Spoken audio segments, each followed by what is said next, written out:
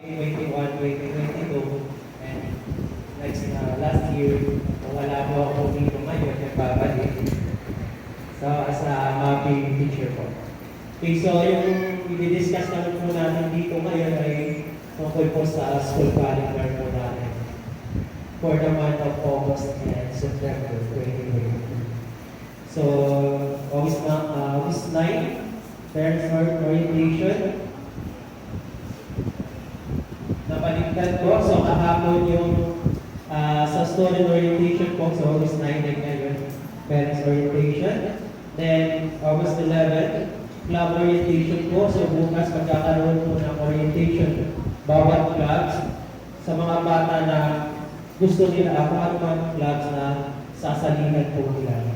So, dito po sa additional po sa club po natin na yung mga bata dapat encourage po natin na sumali po talaga. No, kasi bukod sa mandatory po, marami po mga benefits na makukuha po ang mga bata po dito. Una-una po doon ay ma-enhance po yung mga skills po ng mga bata na itago lang.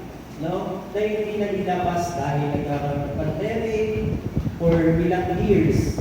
So ito na po yung magandang opportunity po na may develop po yung mga skills ng mga anak po. Hence, kundi makakatulong din po yung mga bawat club na ma-develop din yung mental, physical, emotional, and social well-being po ng mga bata. No? Kasi importante po yan dahil dumaan po tayo sa pandemic, yung mga bata madaling ma-stress. Even though hindi pa nila alam kung ano ibig sabihin ng stress, no? Stress po ako, ang dami ginagawa sa school. So, dito sa club po natin, marami po silang matutunan. Nag-enjoy din po sila. Okay, so hindi lang po yan yung makukuha nila. Maybe, pagdating po nila ng junior high or sa college, maaari din po sila mabigyan ng mga opportunity like for scholarship po. Dahil dito pala nakakasa na po yung skills nila. So like for example po sa akin, so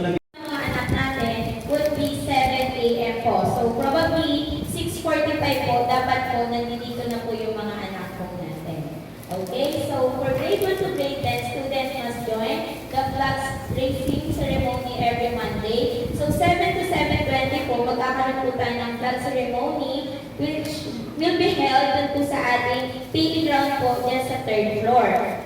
Since last year, dito po tayo nag-flag ceremony, hindi na po tayo papasya since may mga food stall po dyan. So, doon na po tayo sa may PE ground. And next is, for example po, yung anak po natin, 7 po kasi nasa taas na tayo. So, nagkakatak na po tayo ng flag ceremony. So, wag na po natin ipilit na iakyat po yung mga anak natin kapag na-late na po. Idiretso na lang po natin sila sa classroom. So, 7 to 7:20, 20 minutes lang naman po sila maghihintay, bababali naman po kami. Kasi baka iwan nyo na lang po yung anak nyo, and then, wala po magsusupervise po dito sa baba since lahat po ng teachers natin from basic education is nasa taas po. So, please, while waiting po, samahan po natin muna yung mga anak natin kapag po na-late. Huwag na po natin ipilit na iakyat po dun sa taas.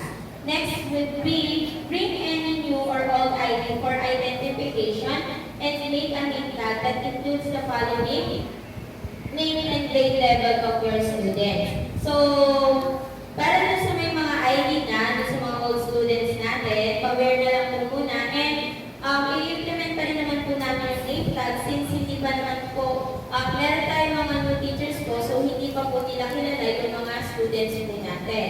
So, dapat yung name tag po natin ay may name, syempre po, and then the grade level of the students. And later on, attached po dito sa ating waiver po na ipamimigay po namin sa core club is meron po dito maliit which is the ID information of our students. So, bukas po, ibibigay ko po ito ngayon and then bukas ito-collect ko po ulit. Bakit po?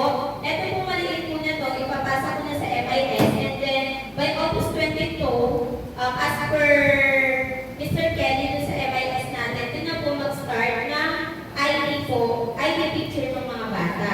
So, po kayo magpapasa ng Dubai to ID, ganyan, na pipicturean po namin. Pero ito po yung kay Ma'am Dolly, yung mga kailangan po natin yun, Dubai to And blue ruler, scissors, long clear book, which is yung color po ay blue, and writing pad paper.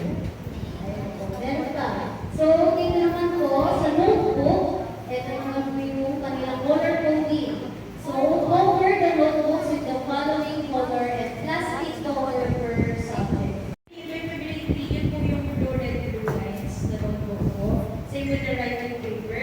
And then composition, grade 4 to grade 10, yun po yung blue lines naman po. So nagka-type of error. And ano na rin po, kailangan din po doon ng formal theme from grade 3 to grade 10. Ganito po yung itsura ng formal theme book, yung may mukha po ni Jose Rizal. Nabunan niyo po ba to? So, bakit po ako nagpaganyan? Kami ni Ma'am Dayana sa English at Filipino. Kasi po, meron po dyan, lumandi po ng grade 6, hindi lang po lumandi ba sa akin. Hindi pa po marunong gumawa ng letter, for example, letter to parent, o kaya letter to a friend. Ang sasabihin naman po, pinapagawa ko, thank you for being my friend, I love you. Ganun lang po. O kaya meron po ng mga learners, hindi pa rin po kahit ano po tuturo namin, proper capitalization, hindi pa rin po sila na master, o kaya